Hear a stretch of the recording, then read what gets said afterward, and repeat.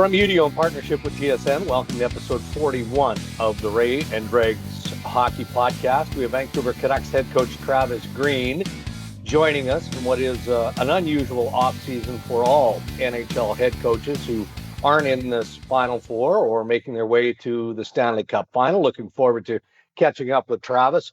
Ask Ray and Dregs anything. We've got 4 or 5 beauties, Ray Ferraro, lined up, and they're all about your personal life. So Great, yeah.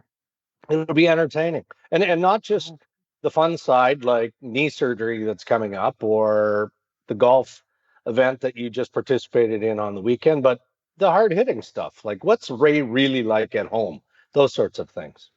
But see, you're going to be disappointed because I'm doing 2 things at home. Well, 3 things. Hanging out, doing something with the kids. Yeah.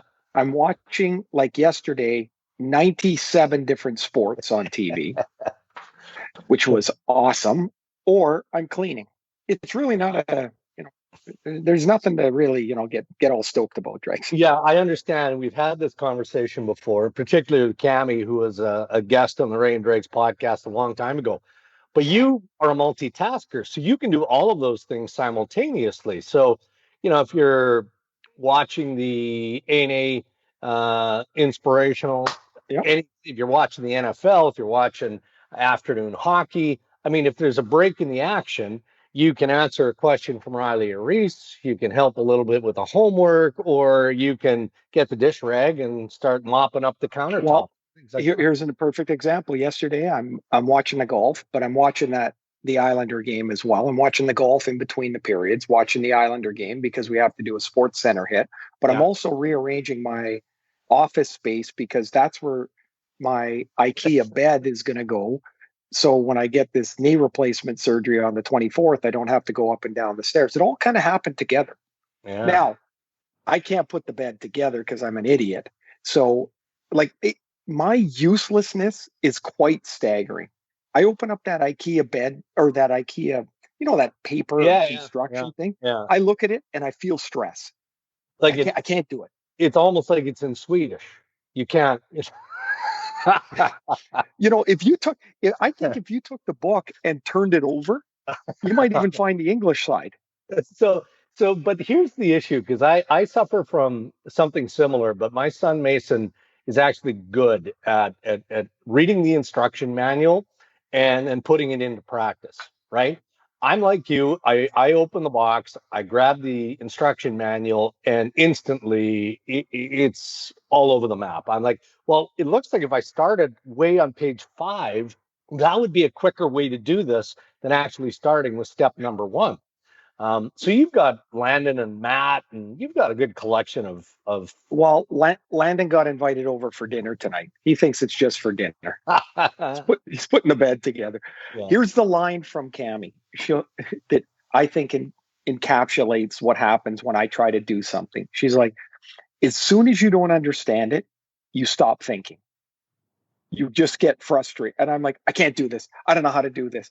We were trying to set up something for the kids' school and soccer, Microsoft Teams. Yeah. I don't know if you've had to come across that. Shouldn't be that hard, Dregs. I basically have a tech department helping me. Cammie's helping me. Riley walks through. He's 13. He's like, Dad, why don't you just do... I don't, Riley, I'm doing... And he just walks through and clicks 4 buttons, and now I'm on Microsoft Teams. It's really not that hard. I don't know. I won't say that I've wasted lots of money. Well, I have wasted lots of money. Who's kidding who? But specific to this conversation, the number of times, have you ever tried to put a barbecue together? Like a barbecue. One time. Yeah. And that's the only time you'll ever do it, because you'll never put yourself through that again. So you pay the $50, $75 and you get them to put it together and deliver. The one time I put it together was, 25 years ago, maybe. At our place, I had a place at this beautiful lake in BC, Christina Lake, and I got a barbecue. And Brent Pettersson and his wife were visiting, and so Brent and I put this thing together. Well, actually, Brent put it together, and I just kind of handed him the tools, and we finished with a bag of screws and nuts and bolts. I don't know where they were supposed to go. I know, but there was and we were like, it seems sturdy. And the thing worked for 20 years. I don't know. I think my ex-wife got rid of it eventually, but I'm like, damn, the thing worked. It was the only thing I've ever put together. I really felt great pride. Yeah, I think I well, shot 75 that afternoon too, which was more important. oh, and no problem counting your strokes, right? That's not a big issue. So, No, but I mean, that was the whole focus of the day. As soon as we can get this thing together, I can go and lose to Brent in golf. yeah. Speaking of, we're recording episode 41 of the Ray and Dregs podcast here on Monday, September 14th. I know you were so much looking forward to the weekend, Thursday through Saturday, because you were heading into the Okanagan Valley, Vernon, Kelowna, Yeah. playing a bunch of golf. How'd that go, by the way? It actually went well. 3 of the 4 rounds were excellent. So we played the if people have been to that area and they've been to Predator Oh, Ridge, so good. it's a spectacular place. 36 holes. It's a beautiful place. So I went there, and the group that I play with, they for some reason like to play off the very tips of the course. So the first day we played from 7,100 yards. Oh, I haven't used my 4 iron more in all summer. yeah. Every par fours, driver, 4 iron. Oh, good. Here's a rescue club. Anyway, I shot 82. I was super happy. Yeah. I, I played really well. The next day we went to Kelowna and played at a place called Tower Ranch.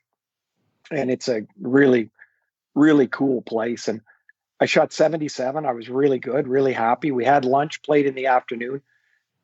My, I'm not going to make an excuse, but my knee got a little wonky for the back 30 or the back 18. I shot Yeah. 90. I I couldn't get the ball up in the air. Anyway, so I shoot 90. We go home, we have dinner, we have a little glass of red. Next morning we play, and I was 77 again. So Huh. I played well. But the highlight, Dregs, for me was Saturday morning. I've never done this before. 162 yards. I've hit a good drive. I'm in the middle of the fairway. I hit an 8 iron, and the ball goes right up in the air. And I'm playing with Brent Gilchrist's son, Jack, who Nice. is a +4 handicap. Like, this kid can play. And the thing goes up in the air. And right when it gets to the apex, he goes, "That's going to go in." Come I'm like, on. come on. And the thing drops down, lands soft, little left turn on the green, and goes in for a two for a net Oh. one, which really helped our team. Oh. And sorry, how many yards? 8 iron? You were like what? 162. Wow. See, I mean, I- I've knocked in a wedge. Like I've hit it in. I've made eagle from like 130 yards. Never from 150 plus. That's something. It Good was for up you. there. I'm like, wow, that's a good shot. Like, I was happy with it. Wherever it's going to go, it's going to Yeah. be fine. And then and to watch it go in the hole, it's such a Yeah. charge, right? It's It like, really oh, is. it was great. Hey, speaking of Predator Ridge, does Hockey Canada still have the cabin right on Yep, Predator still there, Ridge? right off the 17th hole on the Ridge course. Yep. I was invited there once for a Hockey Canada boondoggle years ago, compliments of Bob Nicholson and the crew, and they had a grassroots kind of committee, right? And we'd gather once or twice a year when convenient just to talk about grassroots hockey, things that Hockey Canada was working on, initiatives, etc. That was among the most impressive things I'd seen. Was that this beautiful little cottage? We had our meetings there, we had our dinners there, we had some beverages there, but I didn't know if it was still there. So obviously it still Yeah, is. it's right off the 17th tee box, kind of an in between, sort of like the 17th tee and the Yeah, 18th yeah. green, and it's down low, right near the water. It's awesome. We've I've got never been invited. You're quite a no, big deal, right? huh? No, I've never been invited. Well, that was the good old days of Hockey Canada where everyone was invited at varying times. Times are tough now. Times are tough now in international hockey. Um, so Well, yeah, Sun, because nobody's playing. yeah, Sunday was speaking of sports and a lot of things happening and games being played yesterday. So there was a point on Sunday where I'm sitting on the couch, and I don't. I mean, I watched everything as I'm sure you did from a bit of NFL where you're perusing all over the place. I watched some IndyCar racing, believe it or not, at one point on NBC. Watched a ton of women's golf as Brooke Henderson was making her charge, and it was probably about 3:30 Eastern, 4 o'clock, and I'm like, "What is that smell?" Like we're in a new house, renovations, everything else. I'm like, I smelled something. I realized it was me because I hadn't moved. I literally had gotten up at like 7:30 in the morning, you know, poured myself a coffee, had a quick bite of breakfast, and then hit the couch and never left. I was like, ooh, I need 15 minutes to have a shower, clean myself up, and get ready for the Now, how rest. long you been married? 1991, so it is going to be 30 years in May. So just think, 20 years ago, at some point in that day, Holly would have said, "Hey, Dregs or Darren or Yeah, Sweetie or whatever she calls you." Maybe it's even worse big than that. boy. That's not it. Um, like she would have said, "Hey, let's go for lunch. Let's go for whatever. Let's go do something." After 30 years, if you want to sit on that couch, she's more than happy to leave you sitting there. Oh no, no See, question. my day started at 6 a.m. Yeah, Landon came over and we watched the F1 race, which I'm now into after watching the best doc on Netflix in the right. pandemic called Drive to Survive. So now I'm into F1 and I'm learning about it all the time. So this crazy race with they said at one point they had raced for 70 meters and six cars were out because it was like bumper cars. Cars that are worth, I don't know, half a million, $1 million. Their At least, yeah, wing is gone. And so I started with that. I moved to the hockey, watched the golf. So did you watch Brooke Henderson come in on 18? I did. How, okay, they had a full year to know that there was going to be no grandstands behind the 18th green. And they throw that blue tarp up there. Goofy. And so she, this is how ridiculous it is. She's got 188 yards on the par five coming in. She's got a birdie to get into the playoff, probably. She hits a rescue club. Like the only thing she's trying to do is get over the water. Yeah. She's got about 40 yards too much of club. Oh She yeah. care. She's just going to bang it against that tarp. Well, Yeah. the thing goes underneath the tarp, and her caddy, who's her sister, has to Threatening crawl you. under the tarp to identify the ball. And actually, I think my favorite part of that whole thing, which took 10 minutes, was when her sister crawled back out and Brooke was laughing at her. Yeah. Like a sister laugh. Yeah. Yeah. Oh Yeah. my God, you just crawled underneath there to identify the ball. And then she got a drop, and it was ridiculous. But then it went from that to the NFL. How goofy did Tom Brady look in a Buccaneers jersey? He looked Didn't good have a early. start. Yeah. And then that that new SoFi Stadium. Yeah. Oh my gosh, did that thing look amazing? It did. And it's empty. And the Rams uniforms look like they didn't arrive in time. And they wore some practice uniforms.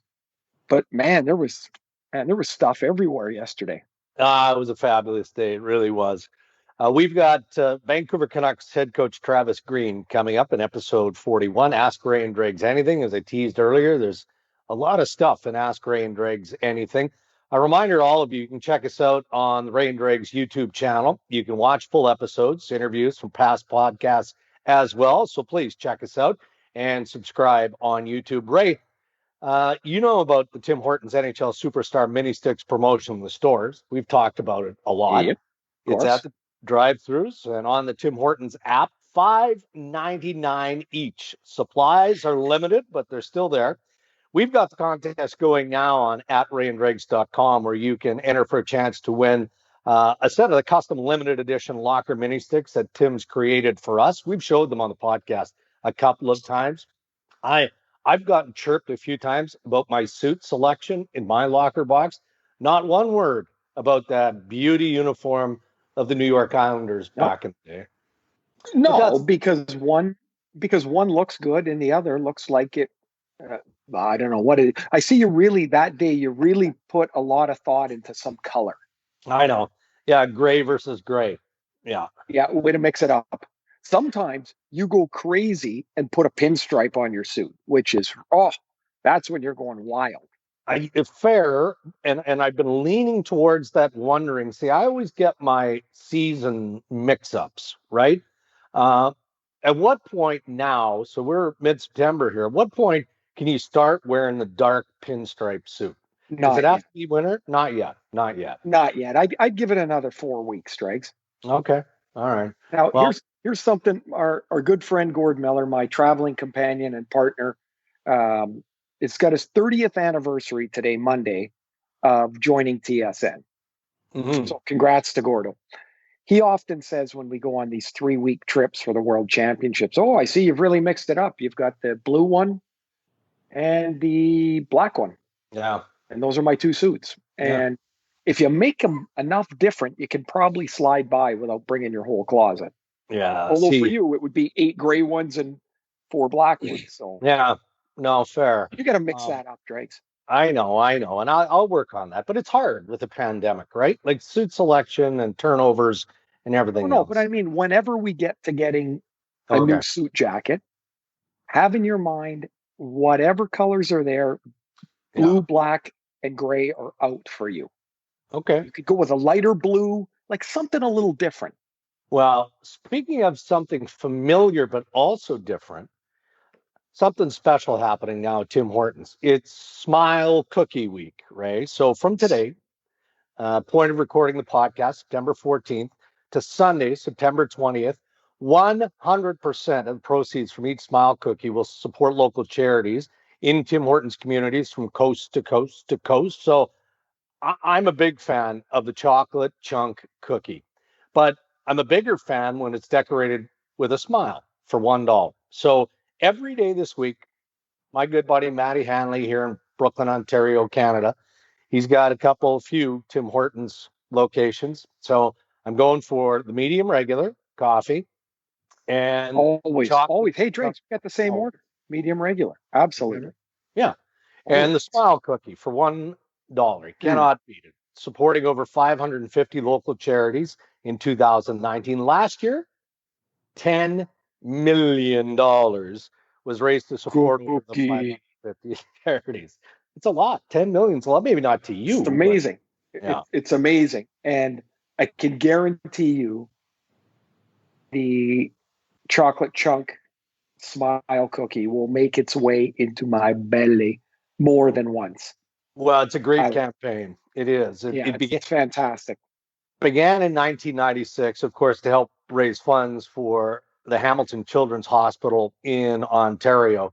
I mentioned the 10 million last year, a record. It's back again now for the 24th year. So Tim Hortons Smile Cookie Week, led by over 1,500 restaurant owners It's across awesome. the country. So thank you to Tim Hortons and everyone. Grab yourself a Smile Cookie. $1. Can't beat it. You're interested in partnering with us on the podcast, check out our website, rayanddregs.com, and fill out the sponsorship information form there. Headlines, Ray, brought to you by our friends at Boston Pizza. BP Kids Cards are back now for a limited time. When you make a $5 donation, you get 5 free kids meals. All the proceeds go to the Boston Pizza Foundation's Future Prospects, helping Canadian kids get more time with their role models. Kids cards only available for a limited time, and as always, only at Boston Pizza. We were going to talk about all of the action, but we've kind of talked about all of the action in the wide world of sport. And the reason that we dart around the NHL and not get too specific is pretty obvious. It's the timing, right? We're in Yeah. the midst of enjoying two strange series in Tampa Bay and the Islanders, and obviously Dallas and the Vegas Golden Knights. Let's just present a comment, and look, if somebody's listening to episode 41 and the Stanley Cup final is underway, our apologies. It's based on the timing. 3-1 as we record this in favor of the Lightning and in favor of the Dallas Stars. Is it pretty obvious to say that we should be way more surprised that Dallas is leading 3-1 as opposed to Tampa Bay leading the Islanders?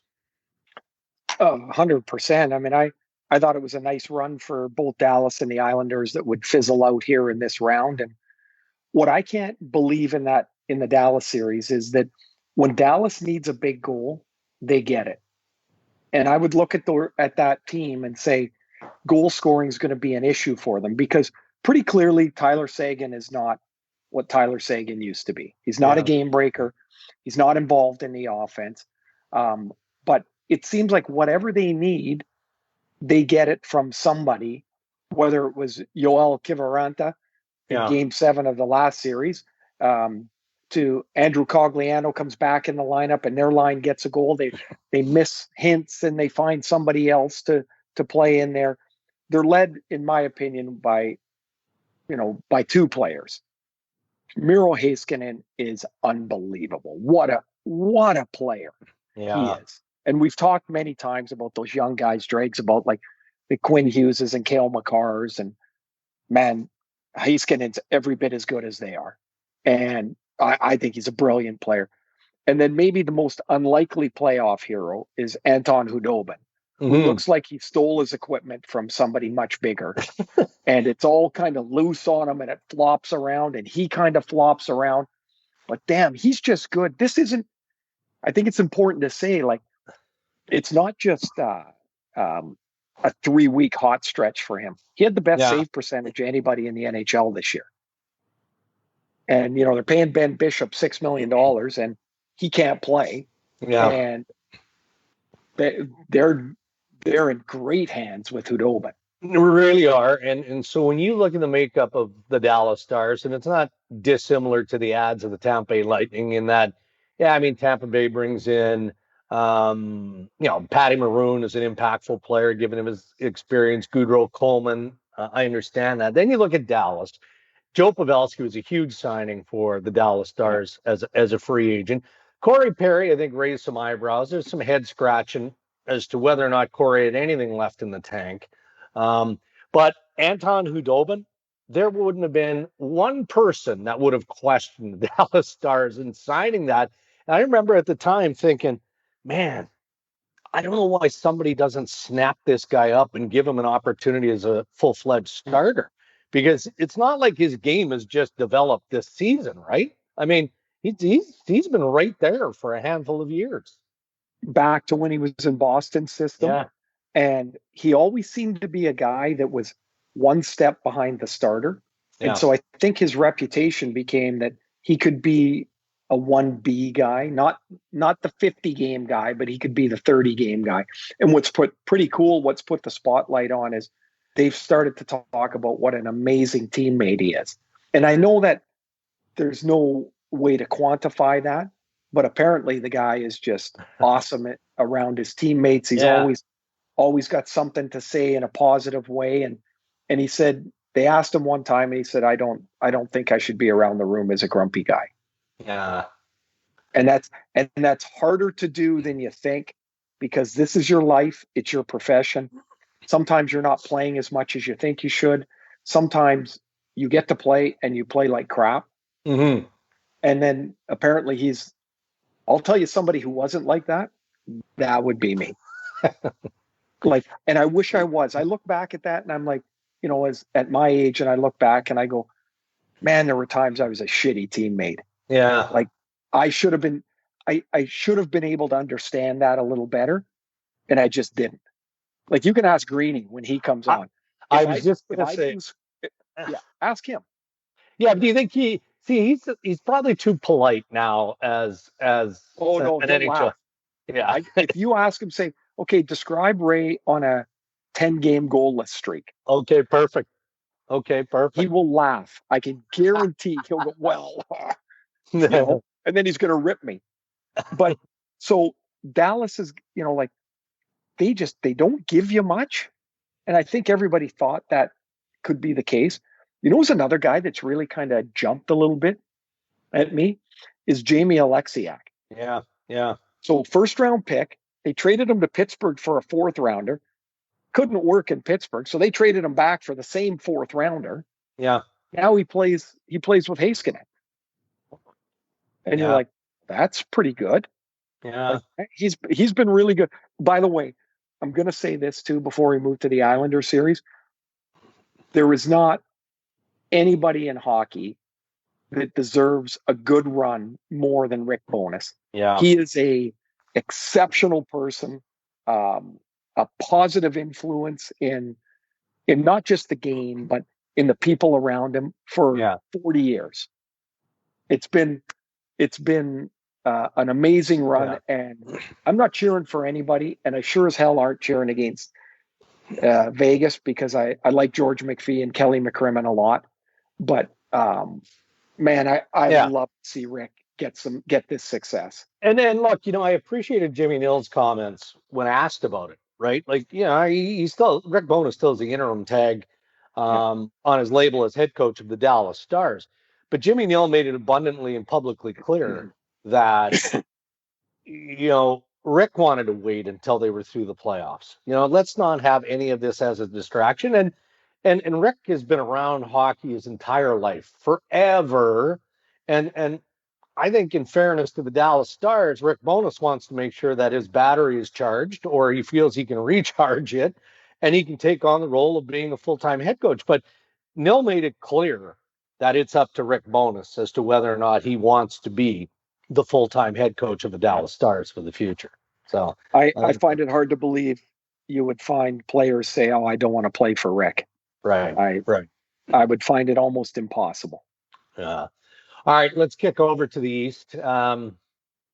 Anything about the play of the Tampa Bay Lightning? Again, as we record, they're up 3-1 in the series, and perhaps it looks like they're going to advance. I'm not counting Barry Trotz and the Islanders out yet, but the Lightning have found the answer for how the New York Islanders can play, and maybe that's just relentless attack from the back end, from their defensive core up front. We know what kind of weapons and talent they have. Yeah, I would say that's part of it, but this is what I look at, that last year when Tampa got swept by Columbus, what it did was expose what they weren't. And then they went out and target shopped. And you mentioned Pat Maroon, who's turning into be one of those playoff guys that teams are going, yeah, we could use that, a 235-pound winger. So they bring in Maroon. They get Zach Bogosian off the scrap heap for nothing. So for those two players, they didn't surrender an asset. Then they trade 2 first-rounders because they know they're good in Barclay Goodrow to San Jose, and Blake Coleman to Tampa. So they addressed what their needs was to get bigger and stronger to go with all that talent. So at the very bottom line, if you're playing the Islanders, you have to match their relentlessness and their work ethic. Mm-hmm. And if you don't, they just grind you to a pulp. Well, Tampa Bay can match that now. And so if we say that's a wash, then Tampa's more skilled. Yeah. So eventually they're going to win. They've got a better goalie. They match the work ethic, and they're more skilled. Look what happened. The one game Braden Point left the lineup when he was injured, and he's clearly not 100%. But Tampa wasn't quite the same team, and the Islanders won. Yeah. Okay. Tampa scores their goals 2 and 3 are almost identical, and their 3-way passing play between Palat, Kucherov, and Point's in the middle of it. And if there's one instructive point about that, and we keep hearing about draft and develop. Andre Palat's a 7th rounder by Tampa. Braden Point's a 3rd rounder by Tampa. Nikita Kucherov's a 2nd rounder by Tampa. Yeah. All their own guys. And so their scouting staff under Al Murray deserves a lot of credit for getting those guys. Let's look at another powerful team in the East who's not playing, and that's the Boston Bruins. And Don Sweeney, the general manager, came out recently and said there are going to be changes to the group. Now, some of that could be natural, right? Torrey Krug, based on his media availability and subsequent social media posts, makes it fairly certain, now clear at this stage, that he's not going to be back in Boston. And, he's earned his right to unrestricted free agency. So this isn't a critical statement, but if Torrey Krug is looking for the money is coming outside of Boston. That's just the reality of the Boston Bruins situation. So when you think of changes to the group in Boston, and we wonder about Zdeno Chara, he wants to come back, whether or not it makes sense for the Bruins to bring him back, aside from his character and leadership. We're going to find out. But what do you envision as changes to the group when you hear Sweeney say that? Well, I think they'll try. I think they'll try to get younger. You have to remember now. So we've got another. We're going to move into 2021 probably by the time next season starts, Yeah, or yeah, right around there. I think the realist view is that it's January of 2021. Patrice Bergeron's not getting younger. David Krejci's not getting younger. Add a few more miles onto Brad Marchand. yeah, Those are the guys that drive the team. Torrey Krug, as you mentioned, and they've got to figure out. Not that they're going to say anything publicly, but they've got to figure out the goaltending. Is Tuukka Rask going to be back? He makes $7.25 million. Can yeah, they take money back to move Rask? Is that what they want to do? Would they be comfortable with Jarl Halak and Dan Vladar? Or do they go out and get somebody because there's 500 goalies available this summer or this offseason, rather? So they've got a decision to make on Chara too. And part of the problem is you get to a certain age and you just physically can't do what you used to do. And Chara's at that point. I mean, this guy is a first ballot Hall of Famer. yeah, There is no question. It's just at age 42, going on to 43, or the wheel's going to churn as fast as they need to go. yeah. And undefeated is father time every time. Remember, it looked like Chris Chelios was going to play forever. Well, he could only get to 45, and it became too much for him, right? So I think that's a big decision too. If Krug leaves, like it appears, maybe they've got to bring Chara back for one more year. But I suspect that window is it is closing fast. If it's not already closed, Yeah. it's closing fast. We'll talk a bit more about Anton Hudobin coming up shortly. You mentioned him earlier, and we'll wrap up headlines with this. More speculation around the Arizona Coyotes. It seems abundantly clear that this organization is going to cut payroll. Lots of speculation around goaltender Darcy Kemper. Doesn't make a lot of sense to me. I know they want to go younger again, and that's going to be a real tough assignment for Rick Tocchet, who goes into the final year of his contract as head coach of the Coyotes. But you have to keep competitive, right? So I understand the OEL, Oliver Ekman-Larsson speculation. I understand some of that, move out the bigger contracts. Darcy Kemper is a $4.5 million cap hit for this coming season. He's got 2 years left on his deal. Well, if you're Edmonton or you're a team that is trying to improve in that position, of course you're calling and asking about Darcy Kemper. But does that make any sense to you? I mean, Darcy Kemper is again one of the few pieces that you have to keep next season 2021 as competitive as you can. If the path you're going down is to renovate one more time and cut your payroll to below $70 million. So I'm I understand the speculation. I don't think it's a wise hockey decision if that's what they do. Well, the only way I can look at it from the other side, Dregs, is to say, like, the other asset they could move would be Antti Ranta. Yeah. Ranta's held together with baling wire. Yeah. Like the poor guy keeps getting hurt. So what kind of return are you going to get for him? Mm. Darcy Kemper is probably as attractive to other teams as he's ever been. But if I'm also another team, I'm looking and I'm going, hey, wait a minute. I can go chase one of these free agents where I don't have to give up an asset as opposed to giving up what Arizona's going to ask for Kemper. If Right. I'm a GM, I'm looking at those free guys, and I say free, they cost you money, Yep. but I'm looking at the free guys before I look at Kemper. And I mean, by the way, they need a GM to make that trade first. Yeah. Valid point. Valid point. So like, man, it is a never ending saga out there. And man, I hope the new owner seems like a good guy, seems like a guy that cares, seems like a guy that wants to invest back to the community to draw interest from the community, and seems like he's got resources to do it. But holy smokes, he comes in, they get bonked on the head like a Bugs Bunny cartoon for the draft follies or the Yeah. Yeah. And so they get conked on the coconut for that. And then they've got this stuff to deal with, the pandemic, which has got nothing to do with them, but then they want to cut payroll. I get it. But holy man, it just never seems to get ahead of itself.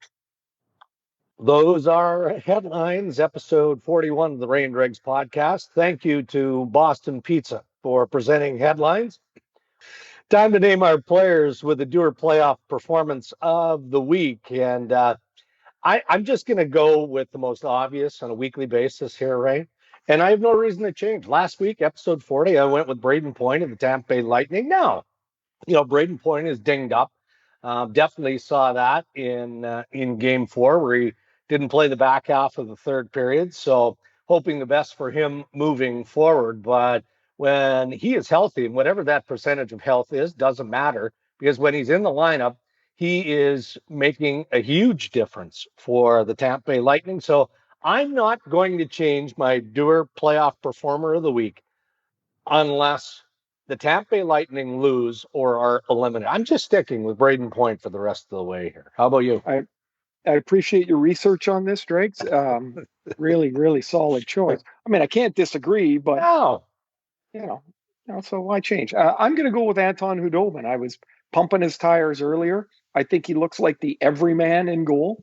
Kind of looks like your beer league goalie, Mm-hmm. right? He's always a little bit disheveled, but damn, he's played some unbelievable goal for Dallas. And games they're being outshot significantly by a Vegas team that must think they're playing against the greatest goalies in the world. Yeah. From when they went from Vancouver, from Markstrom and Demko to now Hudobin, it's like they've got guys that haven't scored in 10 games. Like, how are they even in it still?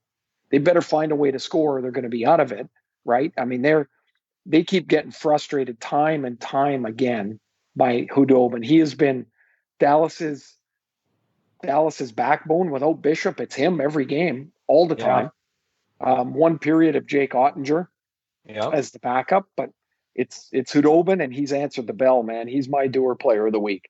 All right. Anton Hudobin and Braden Point, our Doer playoff performers of the week. When you want performance denim, you got to go with Doer, the world's most comfortable pants.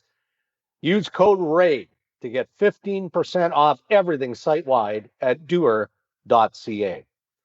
Our interview with Travis Green is coming up next. It's brought to you by our friends at coolbet.co, the free-to-play sports and casino games website.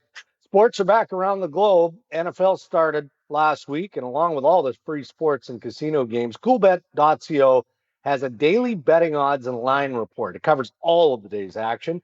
You can check that out. You have to be 19 years old to play, and CoolBet reminds you, stay cool, always bet responsibly.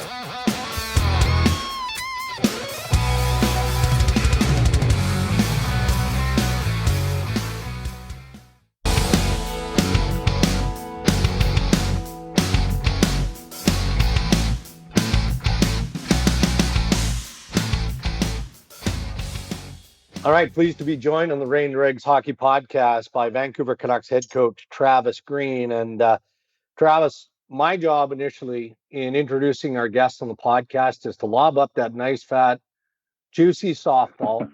So let you kind of ease your way into the interview.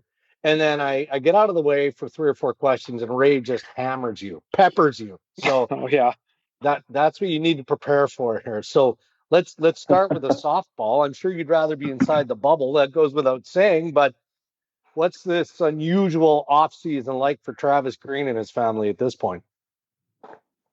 Oh man, I think you nailed it, Dregs. It's unusual. I'd much rather be sitting in the bubble, still coaching and still playing. In saying that, it's September and it feels kind of strange just not having much to do right now. We're all used to our body clocks almost with hockey. Mm-hmm. You feel the weather changing a little bit in September. You feel like you're supposed to be gearing up for training camp. So that's a little bit strange for sure. And but it's a lot like society. You're dealing with different things now and making adjustments. Did it feel any different, Greeny? coaching in the bubble than coaching, a regular game some other time during the year? I think the original game did. The very first game probably felt a little different. You're just used to seeing the crowd, hearing the crowd, kind of feeding off it a little bit, yelling over the crowd to your players or trying to get a message across. But surprisingly, it felt normal after a few games, and the intensity, it was there. It was obviously not as loud, but from the player standpoint, coaching, you could still feel the heat, and it just felt like a normal game after that. Could you catch yourself when you're yelling at somebody, or yelling an instruction, or barking at a ref? Can you hear yourself in there? Like, did you ever go, "Oh man, I'm loud"? Yeah. You had to really watch yourself, because you're used to really, sometimes you got to really yell to get a ref's attention, and you had to really watch yourself because A, you didn't want to sound like an ass, and B, like we all know, the refs, they hear you, and you had to watch your tone, and even the other team would hear you as well. Now you're pretty big on, it appears anyway, on keeping a lid on any information that gets out. And now you guys have, you've got some lineup decisions, and now you're writing all your trainers and coaches' names on the sticks, and then you're hiding the sticks. Like, who's doing that for you guys? Oh man, I got asked. I might have been asked that more than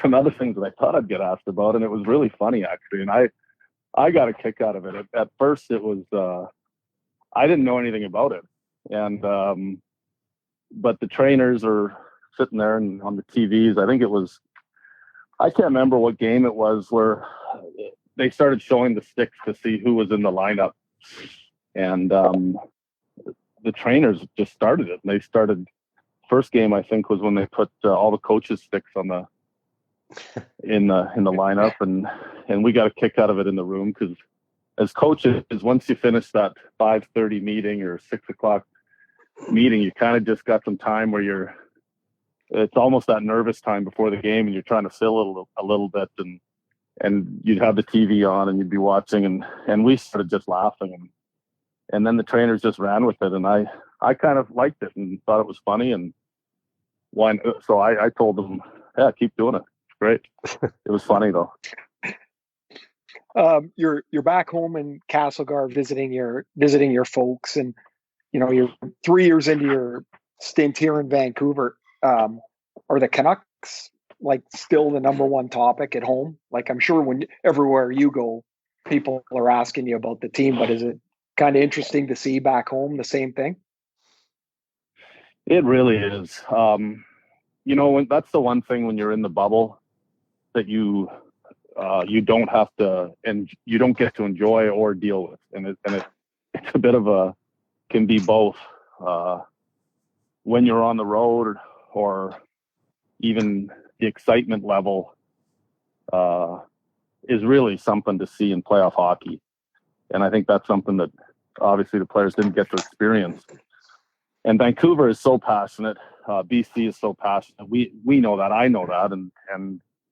But man, when we got out of the bubble and got back to Vancouver, it blew me away. The people that were so excited, just you could hear it in the streets if you go for coffee or just walk around a little bit, and coming back to Castlegar, just seeing some of the people around the city here as just part of the province, and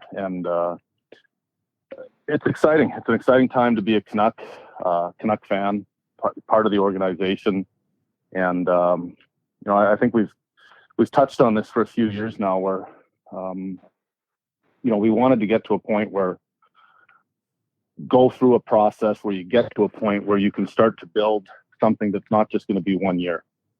I think we're getting to that point now where we can have a run here where expectations are going to get higher and higher, and to win a Stanley Cup, which is ultimately everyone's goal, you got to have a shot at it 5, 4, 5, 6 times, get into the playoffs, and I think people in BC can really feel that now.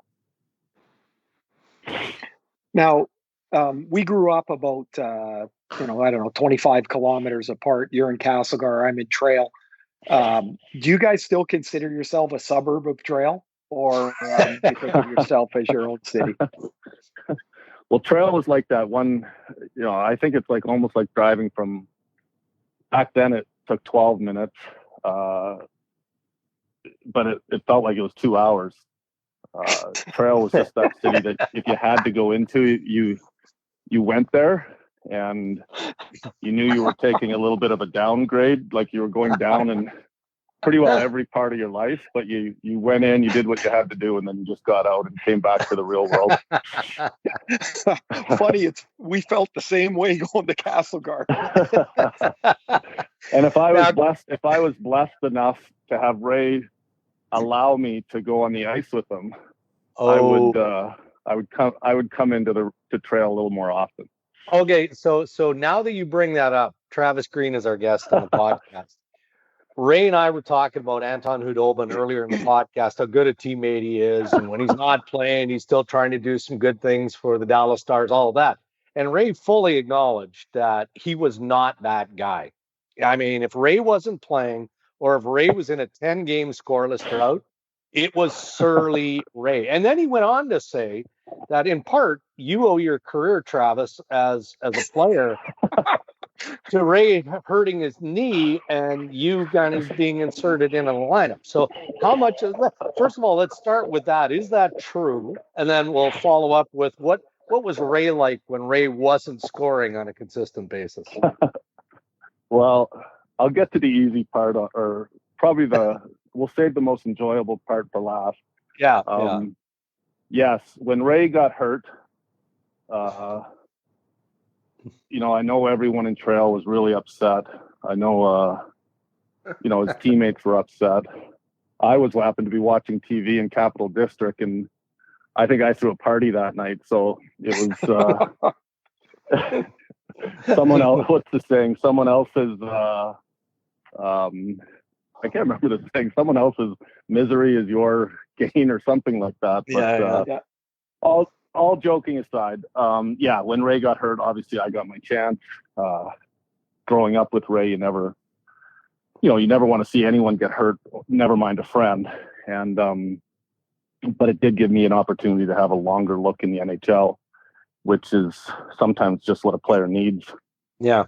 Where they get consistent games, and you just don't know. Sometimes there's players that, I've said it before, there's probably a quarter of the league where, sometimes it's just a break here and there, and the ball starts to roll and you get confidence, and a couple injuries, and I got a longer look, which helped me, and that's kind of the history of it. But as far as Ray not scoring a goal or being in the doghouse with Al or something like that, my Lord.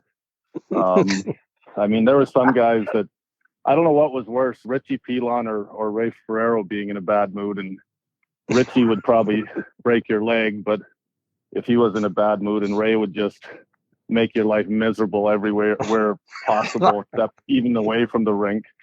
So it was, but when he was in a good mood, you knew it too. So it wasn't one-sided for sure.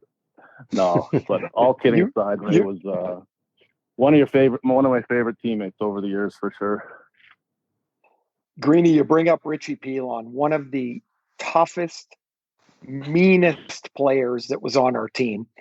When Richie had a struggle the night before, man, how much room did we give him at practice the next day? Oh man, it was like, just let him come down and dance through the whole team if you wanted. Just take the puck wide and shoot it on the net. It was stay away from Richie as much as you could the whole practice, and that was pretty hard to do though when he was in one of those moods. Nothing worse than when Al would say, the great Al Arbor would wind him up at practice. Richie, are you ever going to finish a check? And you'd be like, oh boy, look out. Yeah. Here he comes. Yeah. It'd be like minor hockey when guys would just be going to the back of the line and trying to time it. Who would have to do one-on-one drills against Richie? Hey, Greeny, you started out, you got drafted second round with the Islanders, and you were a big scorer in junior. And then you came to the NHL, and Al had a different place for you with me and Turge were there, but you were going to be on that matchup line, and now you're playing against Mario Lemieux, and then you became a two-way guy, and you had some big years offensively, and then you kind of morphed into a checker and a glue guy later in your career. Does all of those different roles impact the way that you can look at a player or players on the teams you're coaching? I think it really has. For me, I never professed to be like a guy that just belonged in the NHL. It took me probably 7 or 8 years to even feel like I truly belonged in the NHL, and that's probably when I started, I think, playing my best hockey. And the fact that I broke in, trying to do whatever job the coach would tell me, got a little bit ahead of myself and started to become a goal scorer, and felt like maybe I was. And then I felt like turned into a player that just played to win. My last half of my career, I think it has helped me. I think I appreciate certain parts of the game, have a lot of respect for the guys that have really high-end skill. I try to pick other players' minds a little bit, guys that I know that I've played with that are very high-end guys that I think it's important to understand how those players think and feel, because it's elite and it's different. But I think it's just from also being around the game a long time and being able to blend in. I think playing on different teams has helped. But I think these are all experiences that, hopefully you take in to be a better at whatever you do. And it's, my playing career has definitely helped me to become the coach I am today, for sure. And if you can combine that with your passion for the game and loving to win, you hope you can do well and succeed as a coach in the NHL. And ultimately for me, it's been this way since I was 6 or 7 years old, wanting to win a Stanley Cup. And that still burns inside me and will for a long time. So you're far different than me because I've never coached, but what's the one thing, if you can think of, that a player thinks coaches do that coaches don't? Like, there's always players that think, oh, that coach just wants to give me the crappy end of the stick. He's screwing me here. Like, yeah. And like, I would suspect that's part of it, but what's the one thing players don't get about coaches? Oh man, there's probably a lot of things that players don't get. And I was might have been that player more than anyone. So, I think it's just being able to really step back and look at the big picture. And not just from a team standpoint, which is the easy one to say, but even from an individual standpoint. And there's been times where I've called players in my office and said, hey, like, you sit in my seat, I'll sit in yours, and tell me this, the conversation would be different. And when you really spell it out for some guys, which you have to once in a while, I think deep down the player knows. And I've said this many times, the player always knows. He always knows when he plays well. He always knows when he didn't play well. He knows when the team knows when they play well, and in this game, there's so many, you have to believe that you're great. You have to believe that you're good. You have to believe that everything's all right, because it's hard to make it. It's hard to win. It's hard to play, and you have to have such a strong sense of belief that I think sometimes a player can almost be talked into thinking that maybe it wasn't as bad, or maybe it was better than it was. And I think that's the one thing that players don't get, or you don't even get as a player when you're thinking about the coach. And I always feel it's important to talk to players about that and be honest with them, but in a way that's still constructive and not necessarily putting down a player, but trying to make them understand. And obviously there's certain moments and certain conversations that are a lot harder than others, but there's still that element of teaching with players to make them better. And it doesn't have to be just young guys. I think you can still teach older guys different parts. There's times Edler and I have conversations that are really constructive. I got a lot of respect for Eddie, and he's a veteran guy that's been in the league a long time. But I think there's still times that him and I talk, and I hope that he takes something out of our conversations, and I probably take something out of them as well too.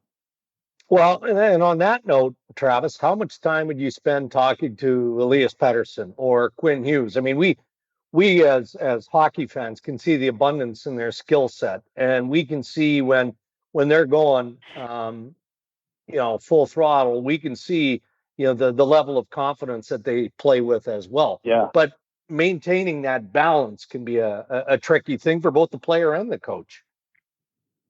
It is. The one thing I've said about these two young players is, first of all, they're just fantastic players to coach, and it's not because of their skill. It's not because of what they do on the ice. They're very coachable. They're humble. So right off the bat, that makes it easier for the coach. You can tell they've been brought up the right way. They have respect for their elders, for example, or teachers. I'm sure they had very respectful to their teachers. I can see that right away. And as far as how we handle them, I've probably told both of them from day one that I'm never going to try to stifle what you do, ever. And yet I'm going to ask you to be a player that wins. Mm-hmm. And at times that might involve you doing something that maybe you're not used to, or maybe you haven't done before. Maybe you don't even understand yet. And we'll have those kind of conversations, periodically. I find I don't have to overcoach these two players. I've tried not to. I think they're both very smart. There's some kind of players that you get when you explain something to the team, they get it. And there's other guys you got to drive it into their head a few more times, and which is just different players. Mm-hmm. So these two guys, our conversations aren't always about on ice structural parts of the game, even though there are a few of those. They're more about the mindset of the game. Knowing how to play in a certain situation when maybe you're not at your best. Knowing how do you play when I feel so good and it's not going right for myself. And still, because Ray, you'd understand that sometimes you're having a night where you think you can walk through the whole team, and then you start turning over the puck because you feel so good, and that's sometimes managing that part of your game. So I've tried to have conversations with them that help them to become just better players from that angle, and yet still telling them that I'm never going to try to stifle what they do best, and putting a lot of thought into it as well, and making sure that these two guys get the right message. And again, I'd like to think that we do that with all our players in different ways for each player as well, making sure that we're trying our best to individually improve the player and make them whatever areas they need to, but yet also for the team, which is ultimately it's all about making the team better and putting a team together that can win on the ice and play for each other. Greeny, just last week, I guess it's Monday as we tape this. Just at the end of last week, you and Jim Benning had a presser, and kind of the year-end wrap-up, whatever. How involved do you get in once you hear what ownership's plans are and then management's plans? How involved does the coach get as to, hey, this is what we need, and oh yeah, I like that guy, but not that guy? Like, how much can you or do you get to be involved in that? Well, I think that's been one of the things that for me has been really enjoyable and most enjoyable about coming to Vancouver is, as a rookie coach in the league, I think Jim has been excellent to me, and we've grown together in the last 3 years where we have a lot of conversations. We talk about a lot of things. I'd like to look at myself as a hockey geek, hockey nerd, love the game, and Jim's the same way. I think we can both talk hockey probably 24/7. And we have a lot of conversations about where our team is at, how we look, where we need to improve. I think it's important for the GM and the coach, obviously, to be on the same page and have the same feelings about not only the players, but the type of team you need to win. Because there are different ideas on what's needed, what's not, what kind of team, what kind of team you want. I think Jim and I want the same types of teams, which is important. And we do have a lot of conversations about our group. Jim is the one that he's got to go and get the players, make those deals. I just give him my input.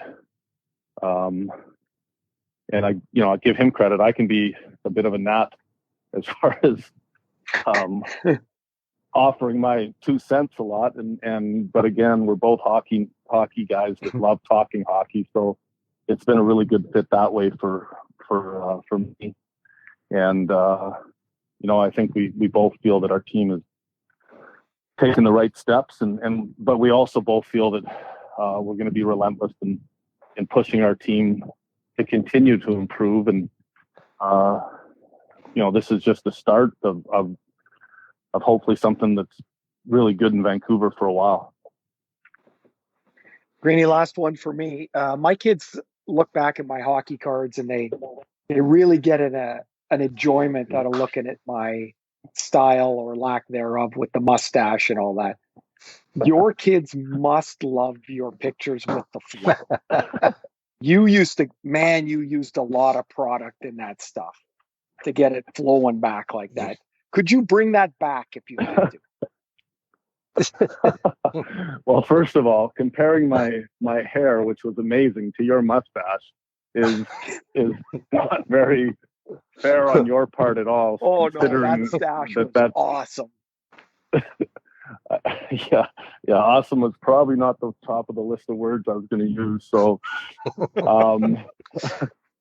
but yeah, every once in a while, I my kids will send a crack, or my daughter's she's kind of got my sense of sarcasm, and she'll probably be one to jab me on it more than anything. But I think they're also very smart individuals, and they understand that it's hard to cut something that was so good, that looks so good. So I can see where you took the ribbing from your kids and looking back at some of your cards, but it's hard for them to really cut me down about it. They're asking me to bring the mullet back a little bit. Oh, there we go. There's the challenge. Let's bring it back, Greeny. Let's see that thing. Just let that thing go throughout the off season until hockey resumes in January. Yeah. I'll try to work on a little bit for you guys and send a selfie to you. Good stuff, Travis. Thanks for doing this, buddy. Always a pleasure. Yeah, and, thanks, guys. Always fun. Okay, guys. Hey, all the best to Mom and Dad, Greeny. All the best to Mom and Dad, and we'll talk to you soon. Okay, bud. Ray, I like listening to the optimism that comes from Travis Green, because it's not misplaced. I mean, the Vancouver Canucks are headed in a real sound direction. Yes, of course, Jim Benning and ownership have some tough decisions to make. Every GM, every club in the National Hockey League has that with pending unrestricted free agents. But you can just tell, even though there's huge disappointment, in not advancing in the playoffs, just the optimism and the excitement that we can hear coming from Travis and the organizational in general is it's a bit infectious, I would say, when you look at the top teams in Canada and the direction that they're headed. Since Henrik and Daniel Sedin retired, but since they were, kind of at the top of when they were still like among the best players in the league, Vancouver's been a pretty dreary place on the hockey market. There hasn't been much optimism, or if there has been, it's been kind of make believe or made up. And there's this momentum that you can feel here. Yeah. And Travis you can tell he feels it too. They've done a lot of work here, changing the way the Canucks play. And then, of course, they get Pettersson and Hughes, and you're starting to get more excited about what they can do. And you're right, you can really feel it. And, obviously, he's a good friend, and man, he's a funny man. And he's got a lot of good stuff. And he was a great guest, and really was. That was a fun one. But look, and I got to know Travis a little bit as a player, obviously not nearly as you as teammates, but media in general can be critical of coaches, players, and in the environment that they're in. I mean, when Travis is sitting in a virtual media availability, I mean, it's not like that is the position where the personality and the sense of humor is going to come oozing out, because it's just not real. And your minutes after a post game, win or loss, you're analyzing and you're trying to just formulate your thoughts. So we get him in this environment where he's had time to digest, and of course he's comfortable with you and the storytelling and whatnot. But that's the part of the podcast that I think I enjoy the most, aside from you and I bantering about what's going on around the NHL, is we have guys like Travis Green, Craig Berube, go down the list of all the great guests we've had, where you get to know the person. Yeah. In that's addition, the best part for sure. That's the best part for sure. And now it's weird. Like, he's going to go home, and everybody, like, we're going to run into the same thing when the Stanley Cup's over. It's like, hey, it's time to start the season. No, it's not. No. Park the bus. Going to be strange times, and for our business again, for sure. Every week in the podcast, we ask you to send your questions to us. You can do it via email, rayanddregs.com, or on our social media channels, Twitter, Instagram. You'll find us at Ray and Dregs. We try to answer 3 or 4 questions each week here on the podcast, and it's brought to you by our friends at Sure Health from Green Shield Canada. You can visit them online at surehealth.ca or call 1-844-855-SURE. Ray, question from Adonis Cavs on Twitter.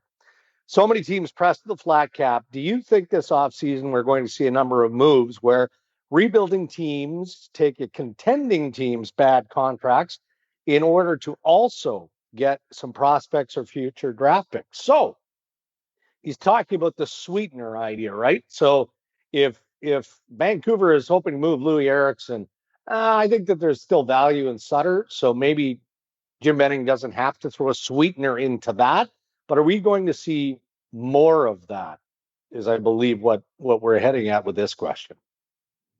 I think if the player, whoever you want to describe, Dregs, has 1 year left on his contract, yes. If the guy has got 4 years left, no, because that cap's not going up for the next 3 years, and or next couple of years anyway, right? And so, like, if I'm Detroit or Ottawa, for example, those two teams, I'm interested, but I don't want somebody's leftovers for 3 months. I don't want a leftover piece of food and it's going to linger around, right? Like, you either, if you can make the Give me a second rounder. I'll take that guy's contract. I'll take it for 1 year. 2 at the very outside if the guy is a little bit younger. Right. But I'm not. Part of the problem is going to be, the flat cap means it's the same for everybody, right? Yeah. The teams that are no good, they're not all of a sudden going to say, "Oh, I'll take all your money so I can get to 80 million." They don't want to do that either. Yeah. And then a lot of these teams are, look, I mean, there wouldn't be an NHL owner out there that isn't suffering financially to some degree. I mean, that's part of the impact clearly of the pandemic. So if you're a player that has a heavy cap hit, but you've already been paid out the majority of your money through signing bonus, et cetera, I mean, that's exactly what some of these lower end, lower budget internal cap teams are looking for. But I had one general manager tell me last week, Ray, that a lot of those teams, unless you're willing to pony up at worst a third round pick, but certainly a second round, rarely would you have to give up a first round pick. But draft picks matter. I'm not saying they don't. Oh, yeah. But teams want young players too, right? I mean, they want to incorporate those pieces into their own development system and whatnot. So you could see young NHL roster players, not stars, but good developing NHL young players included as sweeteners as opposed to just a draft pick, unless it's a high pick. You know who you just described, Dregs? Freddie Anderson. Yeah. $5 million cap hit. He's owed about $1 million. Yeah. Man, if I'm almost any team that's got cap room, I'm thinking about Freddie Anderson. For sure. Where he, they've still got term on their contract, so maybe it's not possible, but I'll tell you a team that I think of right away is the team that originally drafted Freddie, Carolina. Yeah.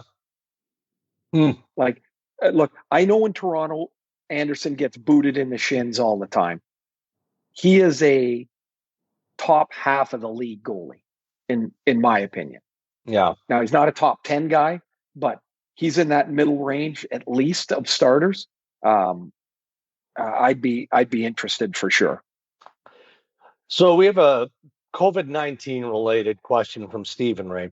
If Major League Baseball still managed to have the majority of their games happen traveling from city to city, and now MLS, NFL, and a lot of college football conferences are also having regular games, why can't the National Hockey League figure it out how to have a non-hub based regular season with safety/testing protocols in place starting in December? And Stephen says, we have to learn to live as normal as possible or Corona wins.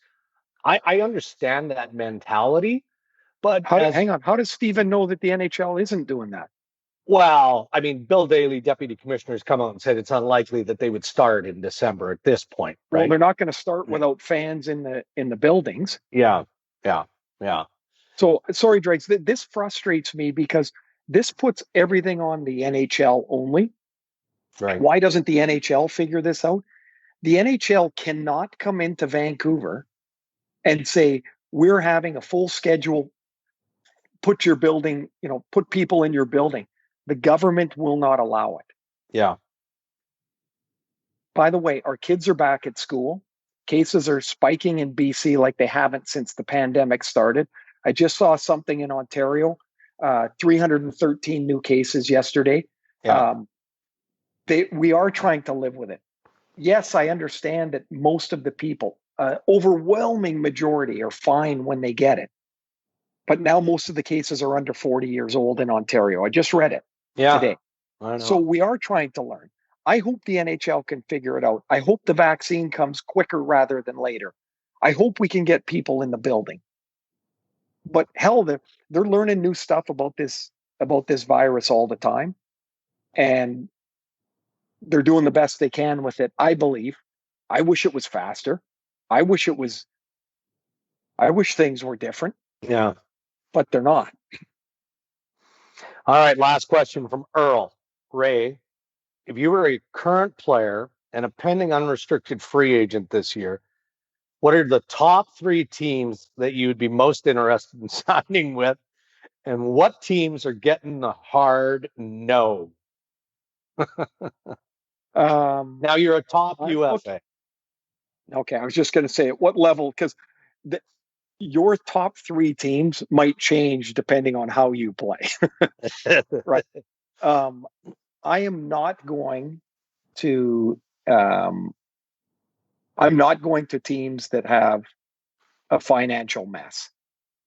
Right. Like that more than anything, I'm not going somewhere into an uncertainty ownership or an uncertainty um, uh, competitive team. Like, am I going to sign with a team for 5 years and I get there and 3 weeks later they say, "Oh yeah, by the way, we are completely scrapping our roster and we're going to start again with a low cap."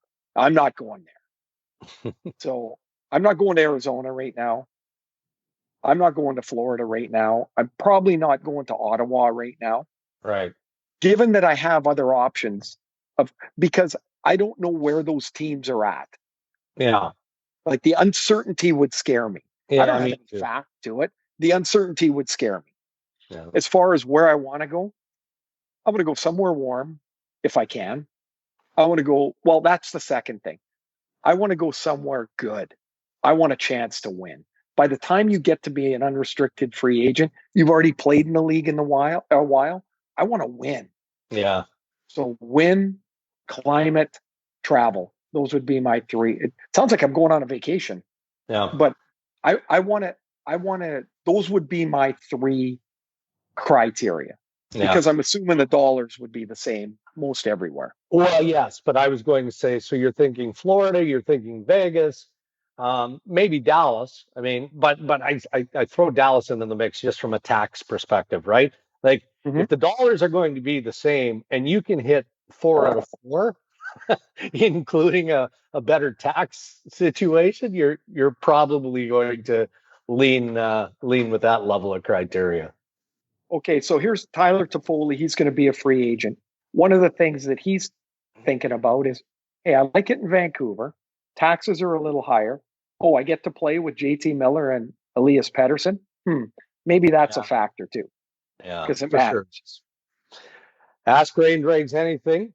Presented by our friends at Sure Health from Green Shield Canada. You can visit them online at surehealth.ca or call 1-844-855-SURE. Looking forward to episode 42 next week, Ray, for a couple of reasons. Will we record it? I guess we'll record it before you have the knee surgery. Correct? Yeah. Well, what's the date today? Today's the 14th. Surgery's in 10 days, Dregs. Okay. Yeah. So we'll probably episode 42 will happen likely before the knee surgery. So you've got 10 days to play some golf and do all the things that you can do with two reasonably healthy knees. But imagine all the good things that are going to cap. How many weeks of rehab are we talking here? Months, maybe, should be the question. Well, my my research board, who I've done extensive research with, is Darren Robert Pang, who has a new hinge, and he said he played 18 holes of golf in 8 weeks. Oh. And I said, "Well, how did that go?" He said, "It was so fun, but it was really stupid." Yeah. So I'm thinking that meant 8 weeks was too quick. I think that's what he meant. Now he's got tiny little knees, so maybe his go a little quicker. But 3 to 3.5, 4 months is so. If I get this done end of September, October, November, December, I'm thinking by 2021, I'm hopefully doing pretty well. And then, and is this a nervous 10 days ahead for you or not really? You've just resigned yourself to the fact you need it? You know me, Dregs. Yeah. You know me. I'm pretty anxious about this stuff anyway, about my health. And so the doc is like super confident. You've talked to orthopedic surgeons before. Yeah. They think they can build anything. And they're like, "Oh yeah, you cut here, you cut here." I'm like, "Whoa, doc, I don't even really want to know where you're cutting." But he's like, "Oh yeah, you do this, you do this, you do this. You just put the part in. The rest of it's up to you. How much you do the rehab. It's strengthening all the muscles and getting the flexibility back." And I'm like, I'll be nervous. But here's the thing. It's like, when you've got leaky pipes at home and you call the plumber, and then the plumber shows up and the pipes aren't leaking. And you're like, what? They've been all over the floor. Well, for about 3 weeks, my knees felt great. Yeah. And on Saturday afternoon, or Friday afternoon, all of a sudden it was barking at me playing golf. And I'm like, you know what? It's only a matter of time. So I waited 8 months or 9 months in the queue, and this date popped up. And so I'm in. Well, we're all looking forward to it being behind you, getting on with a healthier world. So I'm sure Cammie's looking forward to post-surgery too, because I won't be a needy patient, I'm sure. I think we should, well, I guess I was going to say secretively, we should have Cammie record some of this and she can edit it because, you know, we'll let her vet whatever needs to get out publicly. But once you get past the pain and the suffering and all of that, there is going to be a layer of humor for most of us who are not living Ray Ferraro's hour-by-hour lifestyle. So you get this. I will say this, and maybe we'll get into this more next week. Yeah. They give you this instruction booklet PDF, and one of the things it says is, you know, you got how much you have to ice. Well, I've got this machine from my surgeries, and Landon used it, and but it says you can use frozen peas, right? Because you can attach them. It says, however, do not eat the peas after. Who's putting peas on their body? I know they're in a bag. Then they're not frozen anymore, and they're like, "Yeah, I can eat these." I used a bag of frozen peas. Pardon? I once used a bag of frozen peas. It was right after my vasectomy. I've had 2 of them, Dregs. I'm ahead of 2-1. And on that note, that's a whole other Hey, next week we'll get into the whole thing. Yes, we will. All right. Well, as we leave, Ray, big shout out and thank you to all of our partners that make the podcast possible. Tim Hortons, thank you. A reminder, their wildly popular NHL Superstar collectible sticks are back. While supplies last, $5.99. You cannot beat it. You can visit rayandregs.com, enter to win one of the 2 grand prizes, including our limited edition custom autograph Ray and Dregs lockers we've been talking about. We've been showing them off on our YouTube version of the pod. The full set of this year's 6 NHL Superstar mini sticks, an autographed Ferraro Islanders jersey, and a $100 Tim's card. Full rules, regulations, and eligibility information is online at rayandregs.com. Coolbet.co, the free-to-play sports and casino games website. Thanks for partnering with us for a long time now. Boston Pizza, we're going to see you on the BP patio for puck drop. Dewar Performance Denim, use code RAY for 15% off site-wide at dewar.ca. SureHealth.ca, you can call them at 1-844-855-SURE. Image Optometry, visit image.ca. Get new glasses, pay online with your vision care benefits. And as mentioned, you can check us out on our YouTube channel, so subscribe there for all of the latest. And also look ahead at some of the other initiatives we're working on here on Ray and Dregs. Thanks to Aaron and Tech Johnson for producing the podcast, and another big thank you to Tony Ferraro for the excellent music you hear each week. Episode 42 is going to be a beauty. Don't miss it. Thanks, everybody.